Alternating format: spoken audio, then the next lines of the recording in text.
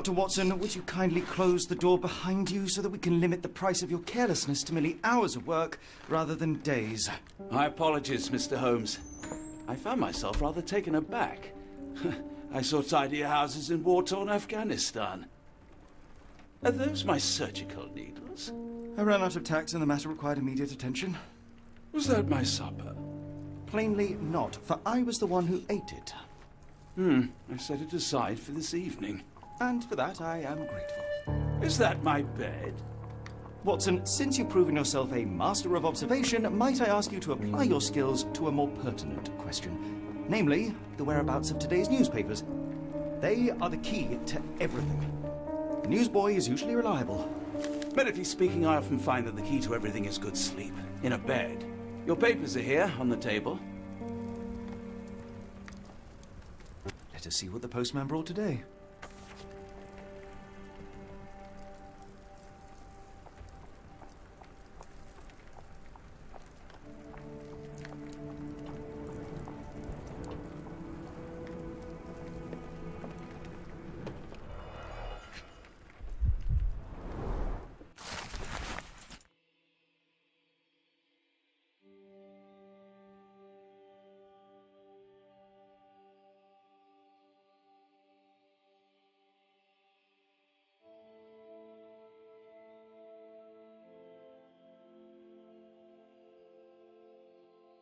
Local gossip, all of it uninteresting.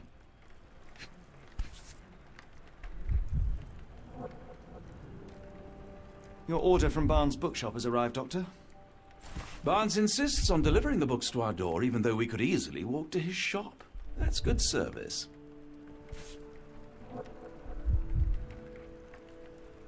Another letter from Werner. I never reply, but they keep coming.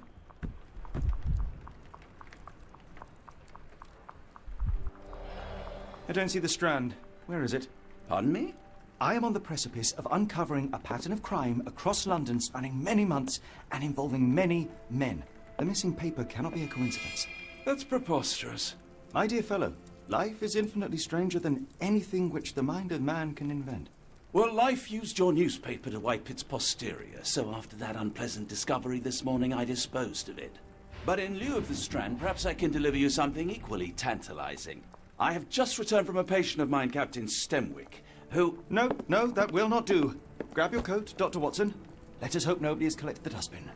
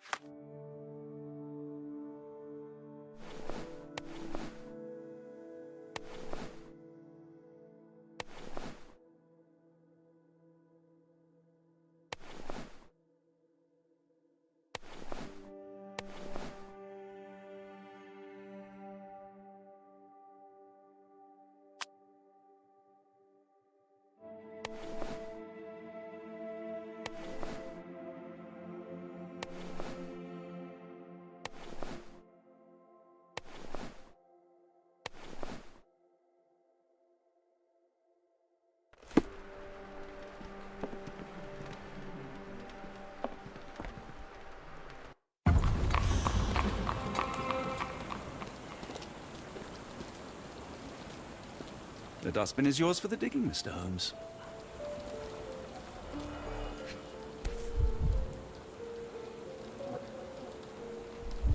A cactus spine. If it gets in your skin, it's awfully tricky to remove, and when laced with poison, the perfect assassination tool. You were mistaken, Dr. Watson. The paper was indeed dirtied, but not how you implied. It's potting soil. See, Watson? The conspiracy is real. Someone tried to poison me. Poison? You? That's madness.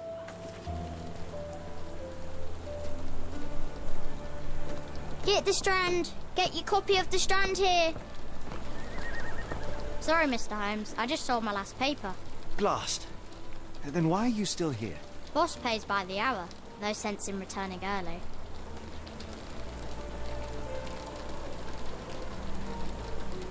You're a bright child. I presume you see everything that goes on around here? Nothing gets past me, mister. Then tell me, did you notice anyone suspicious at my door this morning? Like the man with your newspaper? Precisely. What do you know? I know the value of a shilling. Dr. Watson. Cool! Now I can take the day off.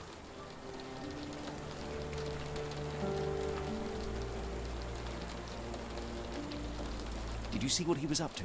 Nah, not really. I saw him approaching your house, but I had a customer. Then there's a loud bang. I ducked down. Not because I was scared, because I wasn't. I had to protect the merchandise. And all I could see was him kneeling at your door. Which way did he go? Not sure. I was distracted by customers. Sorry. Can you describe the man you saw? He was carrying a lot of books. Up to his chin they were. Ever heard of a well-read assassin? Looks can deceive. Hence the appeal of disguises. All right. You earned your shilling. That'll be all. Thanks, Mr. Holmes. Maybe I could be your eyes and ears.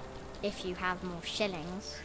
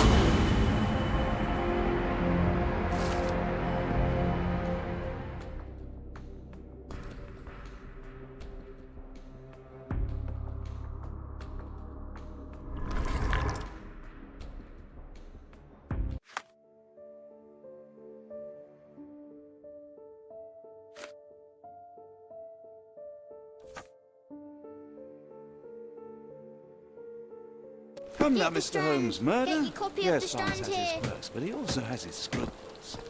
Not every pawn knows it's part of a game. Get the Strand! Get your copy of the Strand here!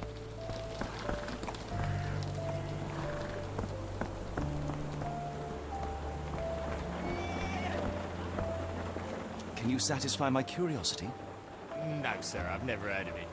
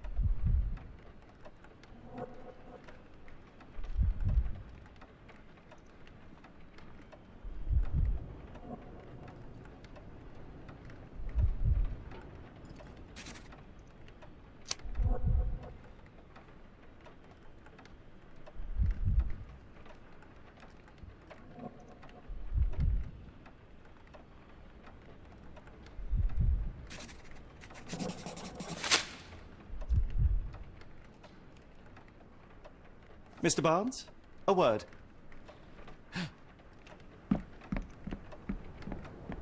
Ah, for goodness sake.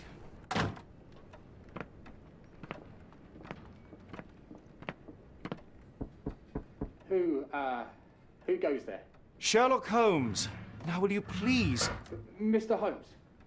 Golly, I did not see you come in. Would you care to answer some questions for me? Well, I wish I could, but I am deep in the weeds with work. How about we reschedule in a month or two? Come now, Mr. Barnes. It will only take a moment. No, really deep in the weeds with important things. Well, help yourself to any book. Just take it and pay later. I trust you, Mr. Holmes. Barnes doesn't seem like himself. Why is he acting this way? You're asking the right questions, Doctor. Let's find a way to coax him out.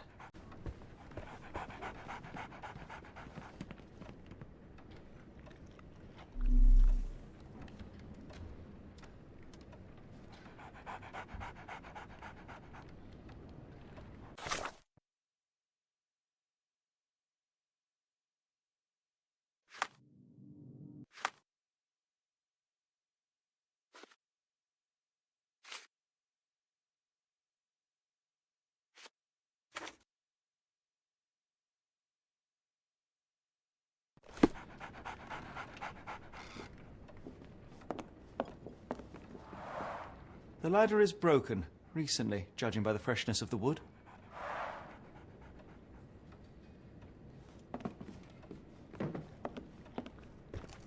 So, Barnes has a dog now. Who's a good boy?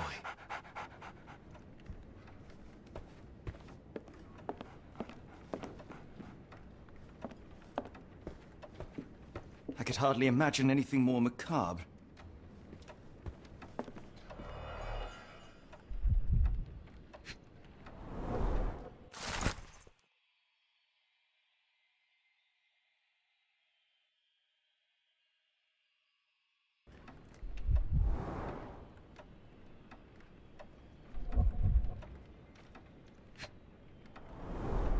Basics of cryptoanalysis, cryptography in Egypt. It appears Barnes has an interesting hobby.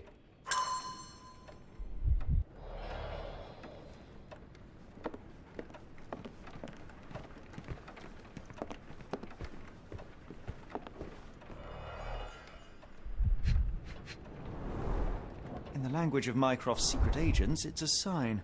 Dried flowers are replaced when the job is done. I wonder who the recipient is.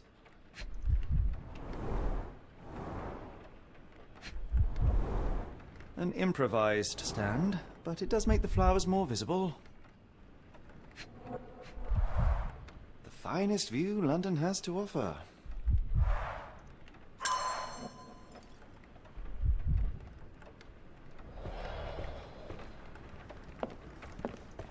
Barnes has always been a little odd, but this is uncharacteristic even for him.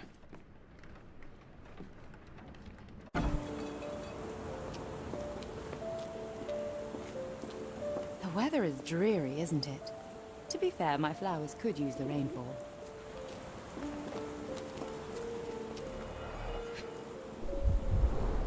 Encouraging people to stop and smell the roses? Our national emblem. God save the Queen.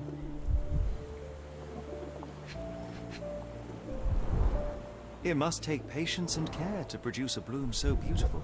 I imagine so. I merely sell them. The pot is damaged. The blow was severe, but softened by something. A familiar spine. Is this what I found in my dustbin?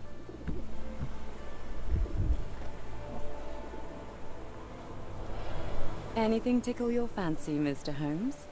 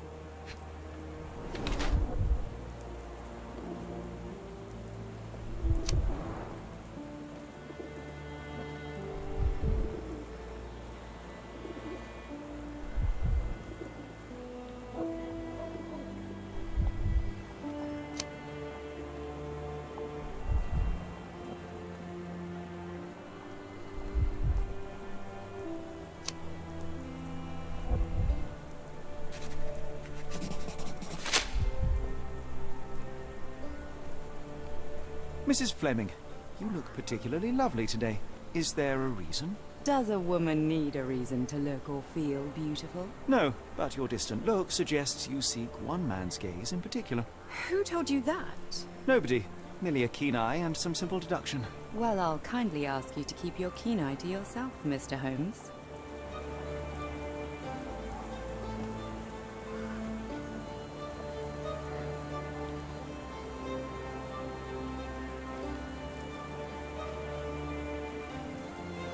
One of these things is not like the other.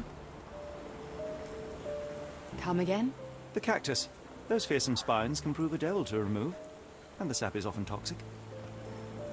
And a rose thorn can give you tetanus, but we still grow them. The cactus seems comparatively harmless, though you have me thinking it must be valuable. I was under the impression that you knew its price already. Your guess is as good as mine. The first time I saw this cactus was when I came back from my break.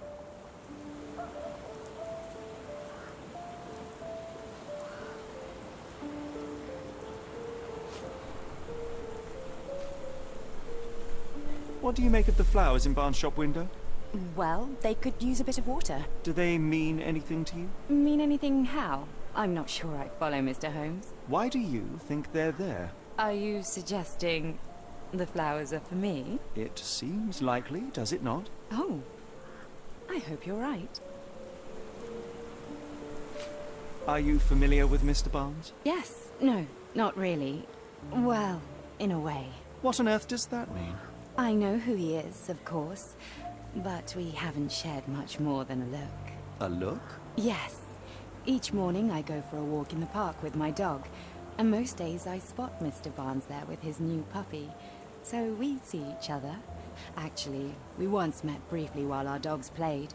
He was quiet and seemed unsteady as he approached, but since then, we've never spoken. I often see him staring through the shop window. Sometimes I wonder what he thinks about that would etch such longing onto his face.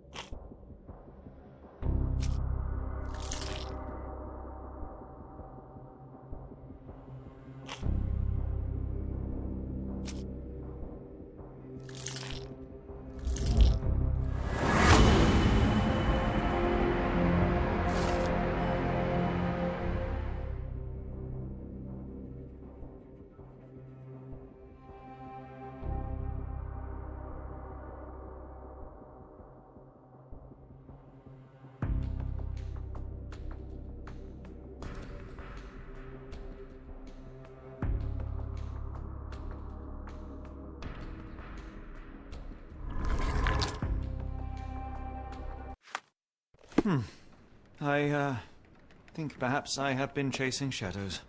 Do not despair, Mr. Holmes. Even the best of us make mistakes. We better tell Mr. Barnes what we've learned.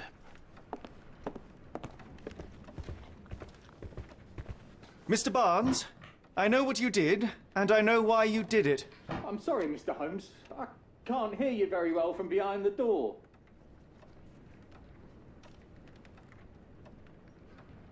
You ordered a cactus from the plant catalogue and then left it for Mrs. Fleming as a gift. You place flowers in the window to get her attention and wear high heels to appear taller and more desirable. You are her secret admirer.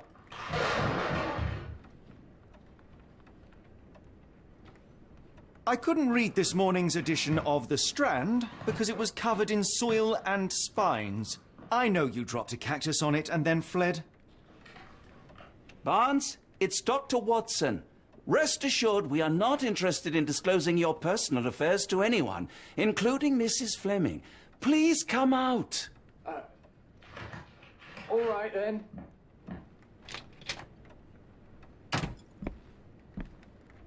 So, you know what happened then? I was on my way back from the post office, having picked up the cactus and some books. It was quite an awkward package, heavy too, and when I got to your door, I dropped the cactus and your paper. Forgive me. I needed that paper to prove a theory and prevent a crime. Your actions were rather disruptive. Your clumsiness carrying the post is matched only by the clumsiness of your romantic gesture. Oh, it's true. I am useless with this sort of thing. I'm not even sure if Mrs. Fleming noticed. As in most things in life, truth is the answer. Cease with the abstruse signals and anonymous gifts, and simply talk to the woman. What is the worst that can happen? She rejects you, and you are freed from this endless purgatory. That... Yes, you are correct, of course. I do have a slight tendency to overthink things. Thank you. So, at last, we return to the matter of the paper. I'm investigating a string of burglaries. Did you perhaps read of any before the edition was spoiled? I don't recall, but you're welcome to read our copy for yourself. You had an issue of The Strand here all along? Well, naturally. I am a bookseller. I have a subscription to every magazine and newspaper in London. So you ought to be familiar with the concept of burying the lead. Oh no, my apologies, Mr. Holmes. I'll make it up to you however I can. I am an expert on obscure languages and translation and Yes, okay. Just give me the paper.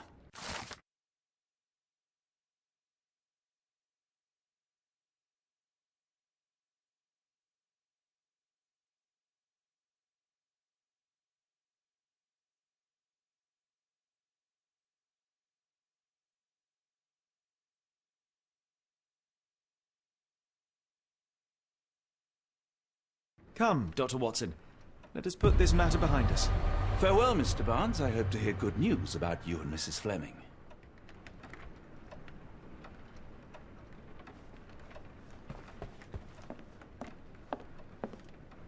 Well, that was an utter waste of time. An assassination did seem rather unlikely. There was supposed to be another burglary. I was certain of it. Something you wish to say, Doctor? No. Well, only that you have a remarkable faculty for deduction and pattern recognition. And that perhaps, if ill-applied... I see things that are not there. Yes. It is London. There will always be burglaries. Doesn't have to mean anything. So it seems.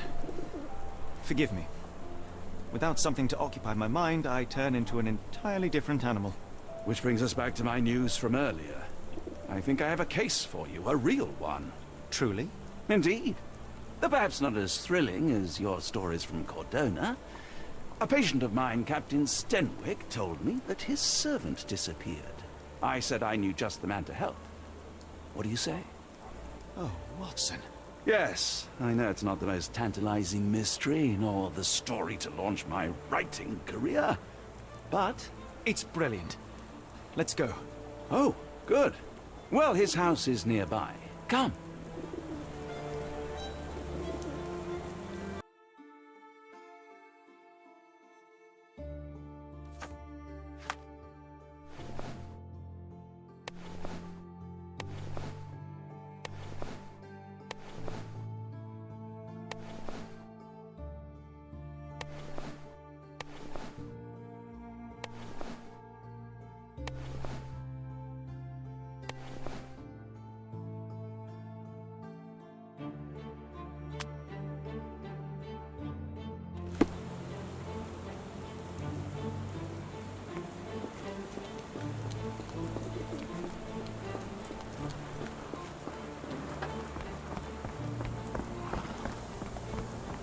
Not much further now.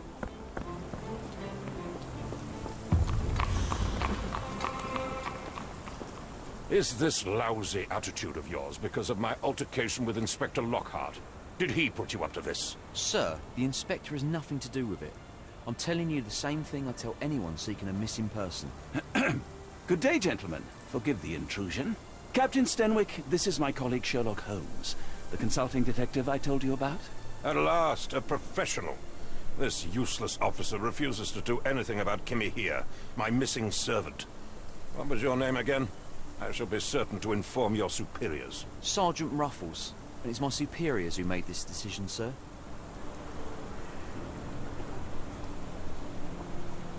Have there been other disappearances lately? Of course, here and there. But when life is tough and opportunity comes knocking, you can't blame those who answer. Why has the police department decided not to help? We investigate murders, thefts, fraud, arson, real crimes. The servant walking away from his master is not our highest priority. That said, if we find Kimahia breaking the law, we'll be sure to notify Captain Stenwick. Now, I must be off. Best of luck in your search. You heard that, didn't you? The way that man spoke to me. I shall need your written testimony, then we can lodge a complaint. Captain, perhaps Mr. Holmes' time is better spent learning about your servant, so that he may begin his investigation. Ah, yes. Quite right. Fire away.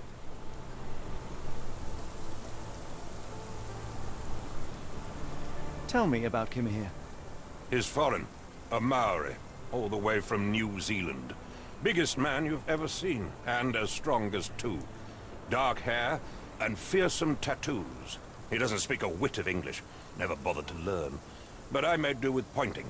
I invested a lot of money in him, so he must be found. When did you last see your servant? Kimmy here normally brings me the morning papers, but yesterday I had to get them myself. He must have escaped the night before yesterday. May I see your servant's bedroom? His shack is in the garden. You can't miss it. Did you search the room? Of course, but only to check he wasn't lying dead inside. Everything seemed normal at a glance.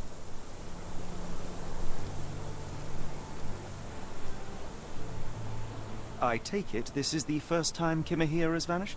Undoubtedly. The man seemed terrified of the city. I think it was all the noise. He never left this estate. Should he cause any damage, I will bear the responsibility, for it was I who rescued him from savagery and brought him here to England in the first place. Is there any reason Kimahia may have left? I should think not. He had all he could have wanted. Gainful employment, new clothes, and all the cabbage he could eat. Did Kimahia make off with anything of value? Heavens, no. I would have mentioned it to Sergeant Ruffles. Still, he must have fled with some money on his person. No. I kept his wages in my safe. For security. All right, Captain. I think I have enough to get started. We shall first take a look around the mansion. Go ahead. I'll be here, mentally drafting my complaint.